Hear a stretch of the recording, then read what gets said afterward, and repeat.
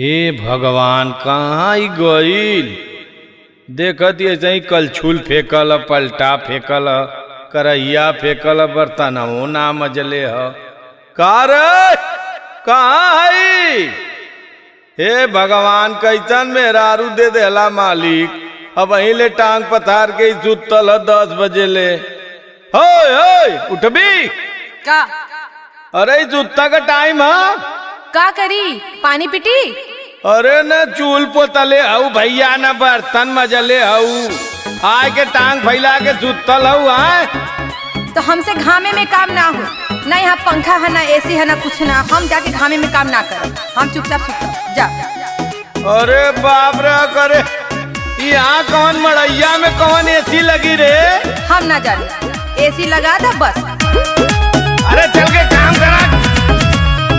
शाम जरे घाम में बोलम जी, काम करे जोइबे ना हम जी। तब के करी? हम ना जाने।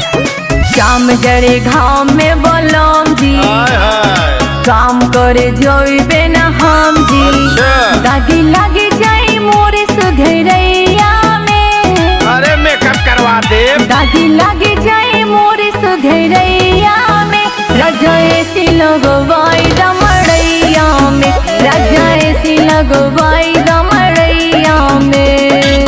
अरे मड़ई बरसात में चूहे लगा तो छवाता है ना, तब एसी लगवा दा मड़ई में। नया रिवाज चलावत है, केहू के मड़ई में एसी हो। तो हम सबका ठेका ना ले ले।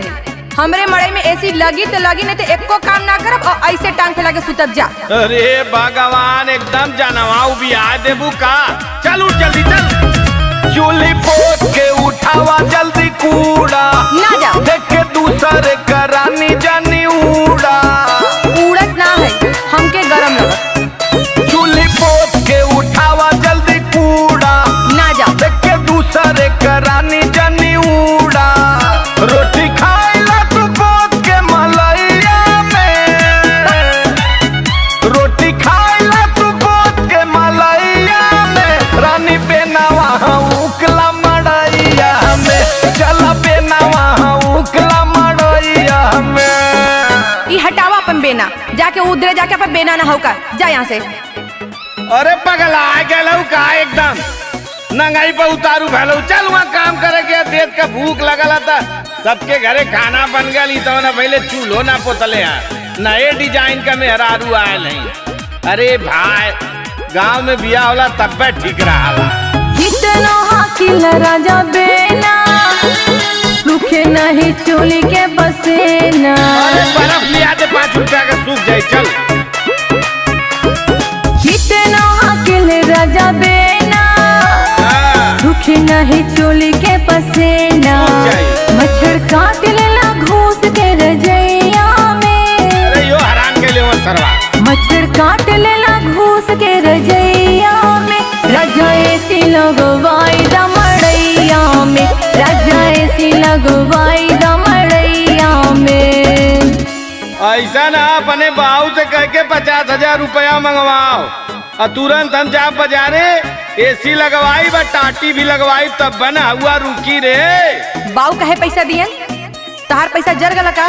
हई अपन गैया भैंस उठावा और एके ले जाके बेच के हमरे मड़ई में जाके एसी अच्छे से लगावा।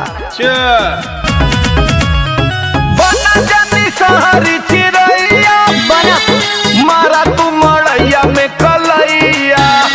तो मारी कलैया के गोड़वे टूट जाए का, बड़ा आलुआ में सिखावे। बना जानी सहरी चिरैया, मारा तू मड़ैया में कलैया। रानी रतिया बितावा ना लड़ैया में। अरे रानी रतिया बितावा ना लड़ैया में। चल बेनावा उकला मड़ैया में, ढेर दिन बोला के बेनावा उकला मड़ैया में। हई बेना अपन लेके जा, नहीं अब्बे फूक दे, जर के खत्म हो जाए, भस्म हो जाए। जा यहाँ से। भस्मासुर भयल है, भस्म करत है।